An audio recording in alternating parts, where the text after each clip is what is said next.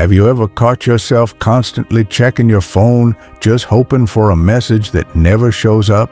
You crafted the perfect reply, maybe even rewrote it 3 times, and still, nothing. You told yourself you weren't chasing them, but deep inside, you know you were hoping. You were waiting. You were showing up. And what did they do? They pulled away. They ignored you like you didn't matter. Here's a truth not many will admit. The more you chase, the more they drift. But today, we flip the script. No more running after someone who doesn't see your worth. I'm going to show you exactly how to shift the energy so that they start noticing you instead. This one mindset shift might just change how you handle every connection in your life, romantic or otherwise. Stick around till the end. And hey, before we get deep into this, I'm really curious, which country are you watching this video from? Let me know in the comments. Step 1, realize that chasing is a form of self-rejection. When you chase someone who doesn't reciprocate, you're not just going after them. You're quietly turning your back on yourself. Every time you double text, every time you shift your plans just to make space for them, every time you lower your standards to stay close, you're whispering to yourself, I'm not enough as I am. It's emotional self-harm disguised as affection. When someone pulls away and you start running after them, you're essentially saying, your approval is worth more than my self-respect. And that mindset, it never wins. It only traps you in a cycle that breaks you a little more each time. But here's the shift. The moment you stop chasing is the moment you start honoring your value. You remind yourself that you don't need anyone else's validation to feel worthy. And if you're wondering how to actually quiet that urge to reach out and what to do instead, just wait. Because what's coming next will change everything. Step 2, replace obsession with purpose. Here's the truth most people overlook. You don't stop chasing someone by simply telling yourself to move on. You stop when you redirect that mental energy into something deeper, purpose.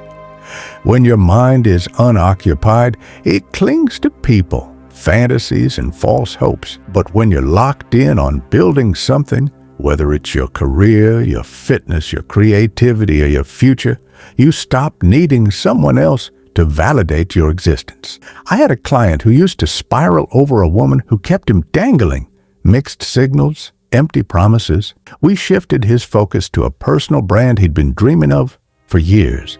No texts, no chasing, just building. And months later, she reached out. Why? Because purpose has a gravitational pull. People can feel when your energy changes. It speaks louder than words. And now, are you ready for the next move? The one that makes them stop and ask themselves, wait, what happened to you? Step 3, silence isn't weakness. It's strategy.